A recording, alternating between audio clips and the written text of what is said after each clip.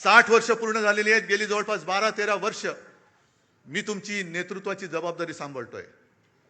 पण जे आरोप माझ्यावरती होत आहेत ते जर तुम्हाला खरं वाटत असतील तर तुम्ही मला सांगायचं, मी आत्ता या पदावरनं पाय उतारवायला तयार आहे. फक्त माझी एक अट आहे की ही सोन्यासारखी शिवसेना चोराच्या दरोडेखोराच्या हातात जाऊ द्यायची नाही. तुमच्यापैकी एक शिवसैनिक येऊ द्या, तो शिवसेना पक्षप्रमुख बनेल, मला त्याचं सुद्धा कौतुक वाटेल. मला नेतृत्वाची सोच नाही, मला नेतृत्वाची हाव नाहीये. मी आत्ता हे पद सोडायला तयार आहे. पण कोणी लाचार, गद्दार, भेसळयुक्त रक्ताचा माणूस माझ्यावरती आरोप करत असेल तर त्याला उत्तर तुम्ही द्यायचं आहे. बाकी मी डगमगलेलो नाहीये, मी खचणारा नाहीये.